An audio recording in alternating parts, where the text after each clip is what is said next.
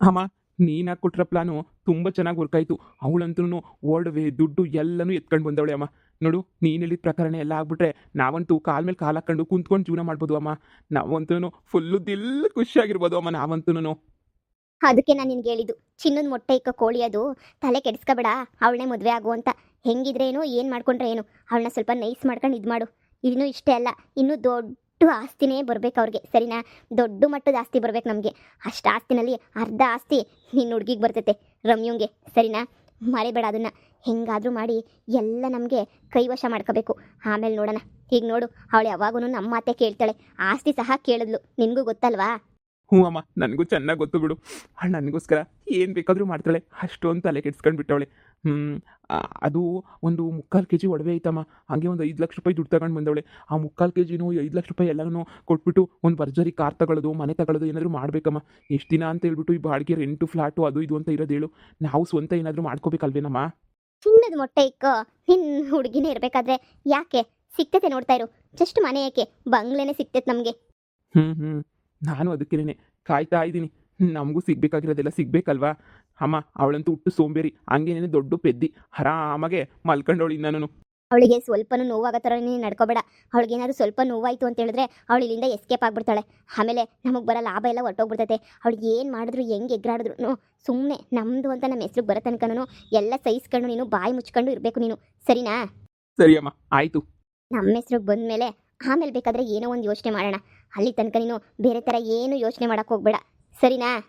Hi, ಅಯ್ಯೋ ಮುದ್ದಿನ ಸೊಸೆ, ಇಷ್ಟು ಬೇಗ ಯಾಕೆದ್ದೆ? ನೀನು ಆರಾಮಾಗಿ ಮಲ್ಕೊಳ್ಳುತ್ತಾನೆ. ಅಲ್ಲಿಗೆ ನಾನು ಟಿಫನ್ ಎಲ್ಲ ತೊಗೊಂಡು ಬರ್ತಾ ಇದ್ದೆ, ನೀನು ಇಷ್ಟು ಬೇಗ ಎದ್ಬಿಟ್ಟು ಯಾಕೆ ಬಂದೆ ನೀನು? ಅದರಲ್ಲೂ ಇಷ್ಟೊಂದು ಚಳಿ ಇದೆ, ನೀನು ಹೋಗಿ ಮಲ್ಕೊ, ಹೋಗಿ ನೀನು ಆರಾಮಾಗೆ. ಅಯ್ಯೋ ಆಂಟಿ, ನೀವು ಇಷ್ಟೊಂದೆಲ್ಲ ನೀವು ಲವ್ ಕೇರು ಮಾಡೋದು ನೋಡಿ ನಂಗೆ ನಿಜವಾಗೂ ನಮ್ಮ ಮಮ್ಮಿ ಮನೇಲಿ ಯಾಕಾದರೂ ಇದನ್ನೋ ಇಷ್ಟು ದಿನ ಇಷ್ಟು ವರ್ಷ ಅಂತ ಬೇಜಾರಾಗ್ತಾ ಇದೆ. ನಾನು ಯಾಕೆ ಯಾವಾಗೂ ನಿಮ್ಮ ಜೊತೆನೇ ಇರಬಾರ್ದಿತ್ತು ಅಂತ ಅನ್ನಿಸ್ತೈತೆ. ನಮ್ಮಮ್ಮ ಯಾವಾಗೂ ಬೈಯೋರು, ಗದ್ರುಕೊಳ್ಳೋರು, ಯಪ್ಪ ಕಿರ್ಚಾಡೋರು. ಆದರೆ ನಿಮ್ಮ ಮನೆಗೆ ನಾನು ಬಂದಮೇಲೆ ನಾನು ತುಂಬ ಹ್ಯಾಪಿ ಆಗಿದ್ದೀನಿ aunty. I am so so so so happy aunty. Thank you so much. ನನಗಂತೂ ತುಂಬ ಖುಷಿ ಆಗ್ತಾಯಿತ್ತೆ. ಇವನು ಅಷ್ಟೇ ತುಂಬ ಒಳ್ಳೆಯವನು, ನೀವು ಅಷ್ಟೇ ತುಂಬ ಒಳ್ಳೆಯವರು. ನಾನು ಎಷ್ಟು ಚೆನ್ನಾಗಿ ಕೇರಿಂಗಾಗಿ ನೋಡ್ಕೋತೀರಾ. ಅಮ್ಮ ಅಂತೂ ಸ್ವಲ್ಪನೂ ಕೇರಿಂಗಾಗಿ ನೋಡ್ಕೋತಾ ಇರಲಿಲ್ಲ. ನೀನು ನನ್ನ ಮಗಳು ಸಮಾನನಮ್ಮ, ನನ್ನ ಸೊಸೆ ಅಂತ ಯಾವತ್ತೂ ಅಂದ್ಕೊಂಡಿಲ್ಲ. ನೀನು ನನ್ನ ಮಗಳೇನೇನೆ ಗೊತ್ತಾ? ಆಂಟಿ, ನಾವೆಲ್ಲಾದರೂ ಬೇರೆ ಕಡೆ ಟ್ರಿಪ್ ಹೋಗ್ಬಿಡೋಣ ಆಂಟಿ. ಹೆಂಗಿದ್ರು ನನಗೆ ಗೊತ್ತು ನಿಮಗೆ ಸ್ವಲ್ಪ ಮನೇಲಿ ಪ್ರಾಬ್ಲಮ್ ಇದೆ ಅಂತ. ಆಂಟಿ, ನಾನು ಎಲ್ಲ ಒಡವೆ ದುಡ್ಡು ಎಲ್ಲ ತಂದಿದ್ದೀನಿ ಆಂಟಿ. ನಿಮ್ದು ಏನಾದರೂ ಪ್ರಾಬ್ಲಮ್ ಇದ್ದರೆ ಎಲ್ಲನೂ ಸಾಲ್ವ್ ಮಾಡ್ಕೊಳ್ಳಿ ಆಂಟಿ. ನಾನು ನಿಮಗೆ ಎಲ್ಲ ಅಮೌಂಟನ್ನು ಕೊಟ್ಬಿಡ್ತೀನಿ ಆಂಟಿ. ಪ್ಲೀಸ್ ಆಂಟಿ, ನಿನ್ನಂಥ ಸೊಸೆನ ಪಡೆಯೋಕ್ಕೆ ನಿಜವಾಗ್ಲೂ ನಾನು ಅದೃಷ್ಟನೇ ಮಾಡಿರಬೇಕು ಬಿಡಮ್ಮ.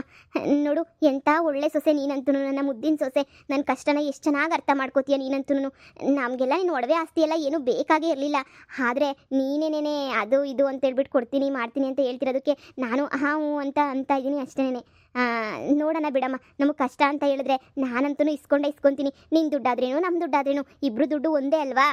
ಆಂಟಿ, ನಿಮ್ಮಷ್ಟು ಒಳ್ಳೆಯವರಿಲ್ಲ ಬಿಡಿ. ನಮ್ಮ ಅಮ್ಮ ಅಂತೂ ಎಷ್ಟು ಕೆಟ್ಟೋಳು ಗೊತ್ತಾ? ನನಗೆ ಏನೇನು ಆಸೆ ಐತೆ ಅಂತ ಎಷ್ಟು ಹೇಳಿದ್ರು ಏನೂ ಕೇಳಿಸ್ಕೊಳ್ಳೋದೇ ಇಲ್ಲ. ಹೌದಾ ಬಿಟ್ಟಾಕು ಸುಮ್ಮನೆ ಬಿದ್ದಿರು, ಅಂಥೋಳು ಇಂಥೋಳು ಅಂತ ತುಂಬ ಕೆಟ್ಟದಾಗೇನೆ ಬೈತಾ ಇದ್ರು. ಆದರೆ ನೀವಂತೂ ಎಷ್ಟು ಒಳ್ಳೆಯವರು ಅಂತಂದರೆ ನನಗಂತೂ ಹೇಳೋಕ್ಕೆ ಆಗಲ್ಲ. ನೀವು ಅಷ್ಟು ಒಳ್ಳೆಯವರು ಆಂಟಿ. ತುಂಬ ಥ್ಯಾಂಕ್ಸ್ ಆಂಟಿ, ನನ್ನನ್ನು ಈ ಮನೇಲಿ ಇಟ್ಕೊಂಡಿದ್ದಕ್ಕೆ. ಆಂಟಿ, ನಮ್ಮ ಮದುವೆನ ಆದಷ್ಟು ಬೇಗ ಮಾಡ್ಕೋಬೇಕು. ಇಲ್ಲ ಅಂತ ಹೇಳಿದ್ರೆ ನಮ್ಮ ಮಮ್ಮಿ ಬಿಡ್ತಾರಾ, ಹುಡುಕ್ತಾನೆ ಇರ್ತಾರೆ. ಹೇಳಿದ್ನಲ್ಲ ರಮ್ಯಾ, ನಿನಗೆ ನಿಮ್ಮ ಮನೆಯವ್ರಿಗೆ ಬುದ್ಧಿ ಕಲ್ಸಕ್ಕೆ ನೀನು ಆಸ್ತಿ ಕೇಳಲೇಬೇಕು ಅಂತ ಹೇಳ್ಬಿಟ್ಟು ನೀನು ಆಸ್ತಿನ ಕೇಳ್ದಾ? ಬಿಡ್ತೀನಾ? ನೆನೆ ಫೋನ್ ಮಾಡಿಬಿಟ್ಟು ಆವಾಜ್ ಹಾಕಿದ್ದೀನಿ ನಾನಂತೂ. ನನ್ನ ಅರ್ಧ ಆಸ್ತಿ ನನಗೆ ಬೇಕೇ ಬೇಕು. ಮನೆಗೆ ಬಂದ್ಬಿಟ್ಟು ನಾನು ಅರ್ಧ ಆಸ್ತಿನ ಕಿತ್ಕೊಂತೀನಿ ಅಂತ ಜೋರಾಗಿ ಆವಾಜ್ ಹಾಕ್ಬಿಟ್ಟಿದ್ದೀನಿ, ಗೊತ್ತಾ? ಹೌದಾ? ನಿಮ್ಮ ಮನೆಯವ್ರು ಕೂಡ ಡೌಟೆ. ನೀನಂದ್ರೆ ಸ್ವಲ್ಪನೂ ಇಷ್ಟ ಇಲ್ಲ ನಿಮ್ಮ ಅಮ್ಮಂಗೂ ನಿಮ್ಮ ಅಪ್ಪಂಗೂ. ಏನಿದ್ರು ನಿಮ್ಮ ಅಣ್ಣ ತಮ್ಮನ ಮೇಲೇನೆ ಜಾಸ್ತಿ ಇಷ್ಟ. ಹುಡುಗಿ ಅಂದರೆ ನಿಮ್ಮ ಅಮ್ಮಂಗೆ ಒಂಥರ ತಾಶ್ಚರ ಬಿಡು. ಅಲ್ಲ ಮಮ್ಮಿ, ಇವಳಿಗೆ ಇಷ್ಟ ಇಲ್ಲ ಅಂದ್ರೂ ಯಾರೋ ತುಂಬ ಬಡವ ಹಳ್ಳಿ ಗಮರ, ಅವನಿಗೆ ಕಟ್ಟಕ್ಕೆ ಇವ್ರಮ್ಮ ದೊಡ್ಡ ಪ್ಲಾನೇ ಮಾಡಿದ್ರು, ಗೊತ್ತಾ? ಹೌದಾ ಮಗಳೇ, ನಿನ್ನ ಅಂಥವ್ರಿಗೆಲ್ಲ ಕೊಡಕ್ಕೆ ಅಂತ ಡಿಸೈಡ್ ಮಾಡಿತ್ತ ನಿಮ್ಮಮ್ಮ? ಹೌದು ಆಂಟಿ, ನಮ್ಮಮ್ಮಂಗೆ ಸ್ವಲ್ಪನೂ ನನ್ನ ಮೇಲೆ ಕರುಣೆ ಪ್ರೀತಿ ಗೀತಿ ಏನೂ ಇಲ್ಲ. ಎಲ್ಲನೂ ಈಗ ಇಂಥದ್ದೇನೆ. ಸ್ವಲ್ಪನೂ ನನ್ನ ಮೇಲೆ ಇಂಟ್ರೆಸ್ಟು ಇಲ್ಲ, ಪ್ರೀತಿನೂ ಇಲ್ಲ. ಅವನು ಯಾವನೋ ಹಳ್ಳಿ ಗಮಾರ, ನಮ್ಮಮ್ಮನ ಫ್ರೆಂಡ್ ಮಗನಂತೆ. ಅವನಿಗೆ ಕೊಟ್ಬಿಟ್ಟು ನಾನು ಮದುವೆ ಮಾಡಬೇಕು ಅಂತ ಹೇಳ್ಬಿಟ್ಟು ದೊಡ್ಡ ಬಿಗ್ ಪ್ಲಾನೇ ಮಾಡ್ಕೊಂಡಿದ್ರು, ಗೊತ್ತಾ? ದೊಡ್ಡದೋದ್ರೆ ದೊಡ್ಡ ಪ್ಲಾನು. ನಾನು ಅದಕ್ಕೆ ಓಡ್ ಬಂದಿದ್ದು ಇಲ್ಲಿಗೆ. ಇವನಂತೂ ಬಂದ್ಬಿಡು, ನೀನು ಅಲ್ಲಿ ಇರಬೇಡ ಅಂತ ಹೇಳ್ಬಿಟ್ಟು ಕರೆದ. ಅದಕ್ಕೆ ಬಂದ್ಬಿಟ್ಟೆ. ಇವನೇ ಹೇಳಿದ್ದು ನಿಮ್ಮ ಅಮ್ಮಂಗೆ ನಿಮ್ಮ ಅಪ್ಪಂಗೆಲ್ಲ ಚೆನ್ನಾಗಿ ಬುದ್ಧಿ ಕಲಿಸ್ಬೇಕು, ಒಡವೆ ದುಡ್ಡು ಎಲ್ಲ ತಗೊಂಡು ಬಾ ಅಂತ. ಈಗ ಅವರಿಗೆ ಸರಿಯಾಗಿ ಬುದ್ಧಿ ಕಲಿಸಿದ್ದೀನಿ. ಒಡವೆ ದುಡ್ಡು ಎಲ್ಲ ಎತ್ಕೊಂಡ್ಬಿಟ್ಟು ಬಂದಿದ್ದೀನಿ. ಇನ್ನೊಂದ್ಸಲ ನಮ್ಮ ತಂಟೆಗಂತವರು ಗ್ಯಾರಂಟಿ ಬರೋದೇ ಇಲ್ಲ ನೋಡು. ಇಂಥವ್ರಿಗೆಲ್ಲ ಹಂಗೆ ಬುದ್ಧಿ ಕಲಿಸ್ಬೇಕು. ನಿಮ್ಮಮ್ಮ ಇಷ್ಟ ಇಲ್ದಿರ ಮದುವೆ ಯಾಕೆ ಮಾಡಬೇಕು, ಅದು ಹಳ್ಳಿ ಗಮಾರನ ಹತ್ರ. ನಿಮ್ಮಮ್ಮ ಏನೋ ಪ್ಲಾನ್ ಮಾಡಿರ್ತಾರೆ ಅಂತ ಅನ್ಸುತ್ತೆ, ಅದಕ್ಕೆ ಈ ಥರ ಎಲ್ಲ ಮಾಡೋನೆ ಅಂತ ಅನ್ಸುತ್ತೆ. ನೋಡಮ್ಮ, ನೀನು ಹೋಗಿ ರೂಮಲ್ಲಿ ಆರಾಮಾಗಿ ಮಲ್ಕೋ. ನಾನು ನಿನಗೆ ಟಿಫನ್ ಎಲ್ಲ ರೂಮ್ಗೆ ತಂದು ಕೊಡ್ತೀನಿ. ನೀನು ನೋಡಿ ನೀನು ಈಚೆ ಕಡೆಗೆ ಬಂದರೂ ನಂಗೆ ಒಂಥರ ಬೇಜಾರಾಗುತ್ತೆ. ನೀನು ಒಂದು ಕೆಲಸನೂ ಮಾಡ್ಕೊಡ್ದು, ನಾನು ಈಗಲೇ ಹೇಳಿದ್ದೀನಿ. ನೋ ಆಂಟಿ, ನಾನು ಏನು ಮಾಡ್ತಾನೆ ಇಲ್ವಲ್ಲ ಆಂಟಿ, ನನಗೇನು ಮಾಡೋಕ್ಕೆ ಬರಲ್ಲ ಆ್ಯಕ್ಚುಲಿ. ನಾನಿರೋ ತನಕ ನೀನು ಯಾಕೆ ಮಾಡ್ತೀಯಾ? ನನ್ನೇ ನಿಮ್ಮ ಅಮ್ಮ ಅನ್ಕೊಂಡಿದ್ಯಾ? ನಿನ್ನ ಹತ್ರ ಕಷ್ಟಪಟ್ಬಿಟ್ಟೆಲ್ಲ ಕೆಲಸ ಮಾಡು ಅಂತ ಹೇಳಕ್ಕೆ. ನಾನಿರೋ ತನಕ ಎಲ್ಲ ನಾನು ನೋಡ್ಕೊತೀನಿ. ನೋಡು, ನೀನು ಆರಾಮಾಗಿರ್ಬೇಕಷ್ಟೇ. ಮೂವಿ ನೋಡ್ರಿ, ಎಂಜಾಯ್ ಮಾಡಿರಿ, ಟ್ರಿಪ್ ಹೋಗ್ರಿ, ಎಲ್ಲರೂ ಹೋಟೆಲ್ಸ್ಗೆ ಹೋಗ್ರಿ, ಓಡಾಡ್ಕೊಂಡು ಬನ್ನಿ, ಶಾಪಿಂಗ್ ಹೋಗು, ಏನು ಬೇಕಾದರೂ ಮಾಡು. ನೋಡು, ನಿನ್ನ ಹತ್ರ ಇರೋ ಗೋಲ್ಡು ಹಂಗೆ ಅಮೌಂಟ್ ಎಲ್ಲ ನನಗೆ ಕೊಟ್ಬಿಡಮ್ಮ. ನಾನು ಸ್ವಲ್ಪ ಸೇಫ್ ಮಾಡಿ ಇಟ್ಕೋತೀನಿ ನಾನು, ಸರಿನಾ? ಹಾಂ, ಸರಿ ಆಂಟಿ, ನಿಮಗೆ ಕೊಟ್ಬಿಡ್ತೀನಿ. ನಾನು ಅಷ್ಟೊಂದು ಇಟ್ಕೊಂಡು ಏನು ಮಾಡಲಿ ಹೇಳಿ, ನಾನು ನಿಮಗೆ ಕೊಡ್ತೀನಿ ಬಿಡಿ ಆಂಟಿ. ಸರಿ ಕೊಡಮ್ಮ, ಯಾಕಂದರೆ ಎಲ್ಲಂದ್ರಲ್ಲ ಇಟ್ಬಿಟ್ರೆ ಮನೆ ಕೆಲಸಕ್ಕೆ ಯಾರಾದರೂ ಬರ್ತಾರಲ್ಲ, ಅವ್ರು ಸುಮ್ಮನೆ ಕೈ ಇಟ್ಬಿಟ್ಟು ಎಲ್ಲ ಎತ್ಕೊಂಡು ಹೋಗ್ಬಿಡ್ತಾರೆ. ಆಮೇಲೆ ತುಂಬ ನಮಗೆ ಲಾಸ್ ಆಗುತ್ತೆ ಅಲ್ವಾ? ನನಗೆ ಕೊಟ್ಟರೆ ನಾನು ಜೋಪಾನಾಗಿ ಎತ್ತಿಟ್ಟಿರ್ತೀನಿ. ಓಕೆ ಆಂಟಿ, ನಂಗೆ ನಿಮ್ಮ ಮೇಲೆ ನಂಬಿಕೆ ಇದೆ, ನಾನು ನಿಮಗೆ ಕೊಟ್ಬಿಡ್ತೀನಿ ಎಲ್ಲ. ಸರಿ ಕಣಮ್ಮ, ಆಯಿತು, ತಂದು ಕೊಡು. ನೋಡ್ದಾ, ಈ ಥರ ಮಾತಾಡಬೇಕು. ನನಗೂ ತುಂಬ ಚೆನ್ನಾಗಿ ಗೊತ್ತಾಯಿತು. ಇವಳಂತೂ ದೊಡ್ಡ ಬೆದ್ದಿ ಕೊಡ್ತಾಳಮ್ಮ. ನೀನೇನು ತಲೆ ಕೆಡ್ಸ್ಕೊಬೇಡ. ಬಂದಿದ್ದ ಅಮೌಂಟ್ನ ನಾವೆಲ್ಲ ಎತ್ತಿಟ್ಕೊಬಿಟ್ಟು ಏನೋ ಒಂದು ವ್ಯವಸ್ಥೆನ ಮಾಡೋಣ. ಸುಮ್ಮನೆ ಬಿಟ್ಟರೆ ಹೆಂಗೆ ಹೇಳು? ಈಗ ತಂದು ಕೊಡ್ತಾಳಲ್ಲ, ಸುಮ್ಮನೆ ಇರು. ಆಂಟಿ ತಗೊಳ್ಳಿ ಆಂಟಿ, ಬ್ಯಾಗು. ದೊಡ್ಡ ಬ್ಯಾಗಲ್ಲಿ ಅಂಥದ್ದೇನೇ ತುಂಬ್ಕೊಂಬಿಟ್ಟು ಬಂದ್ಬಿಟ್ಟಿದ್ಯಾ ನೀನು? ಇಷ್ಟು ದೊಡ್ಡ ಬ್ಯಾಗ್ ತಗೊಂಡು ಬಂದಿದ್ಯಾ? ಏನು ಅಷ್ಟೊಂದೇನು ತಂದಿಲ್ಲ. ಒಂದು 5 lakhs rupees 6 lakhs rupees ಎಷ್ಟು ಅಮೌಂಟ್ ಇತ್ತು. ಹಂಗೆ ನಮ್ಮಮ್ಮ ಮಾಡಿಸಿರೋ ಗೋಲ್ಡ್ ಅದು ಇದು ಎಲ್ಲ ಸೇರಿ ಸ್ವಲ್ಪ ಇತ್ತು. ಎಲ್ಲ ಜ್ಯುವೆಲರಿನೂ ಬಾಕ್ಸ್ ತೆಗೆದುಬಿಟ್ಟಿದ್ರಲ್ಲ, ತುಂಬ್ಕೊಂಡ್ಬಿಟ್ಟು ಲಾಕರ್ ಕೀ ಅಲ್ಲೇ ಇತ್ತು, ಎತ್ಕೊಂಡು ಬಂದ್ಬಿಟ್ಟೆ. ಅಯ್ಯೋ, ನಿಮ್ಮಮ್ಮ ಏನಾದರೂ ಅನ್ಕೊಂಡ್ಲಿ ಬಿಡಿ ಆಂಟಿ. ನಂಗೆ ಇಷ್ಟ ಇಲ್ದಿರ ಮದುವೆ ಎಲ್ಲ ಮಾಡ್ತಾವ್ರೆ ಅಂತ ಅಂದಮೇಲೆ ನಾನು ಯಾಕೆ ಸುಮ್ಮನೆ ಇರ್ಬೇಕು ಹೇಳು? ಅನ್ಕೊಂಡು ಹಾಳಾಗೋಗ್ಲಿ ಬಿಡಿ, ತಲೆನೇ ಕೆಡ್ಸ್ಕೊಳಕ್ಕೆ ಹೋಗ್ಬಾರ್ದು ನಾವಂತೂ. ಈ ಥರ ಯಾಕೆ ಅನ್ಕೋಬೇಕು ಹೇಳು? ನನಗೆ ಇಷ್ಟ ಇಲ್ಲ ಮದುವೆ ಅಂದ್ರೂ ಫೋರ್ಸ್ಫುಲಿ ಮಾಡೋಕ್ಕೋದ್ರು. ಹೆಂಗಿದ್ರು ಈ ಮದುವೆಗೆ ನನಗೆ ಕೊಡ್ತಾಯಿದ್ರು ಈ ಜ್ಯುವೆಲರಿ ಎಲ್ಲನೂ. ಅದಕ್ಕೆ ಮೊದಲೇ ಎತ್ಕೊಂಡು ಬಂದ್ಬಿಟ್ಟೆ. ನೋಡಿ, ನನ್ನ ಪಾಲ್ ನನಗೆ ಸಿಗಲೇಬೇಕು ಅಲ್ವಾ ಆಂಟಿ? ಯಾಕಂటే ಸುಮ್ಮನೆ ಬಿಟ್ಬಿಡ್ಬೇಕು? ಅವರೆಲ್ಲ ಮಜಾ ಮಾಡಿ ಉಡಾಯಿಸೋಕ್ಕೆ ನಾನಂತೂ ಬಿಡಲ್ಲ ಆಂಟಿ. ನನಗಂತೂ ಬೇಕೇ ಬೇಕು ಅಂತಲೇ ತೊಗೊಂಡು ಬಂದಿದ್ದು ನಾನಂತೂ.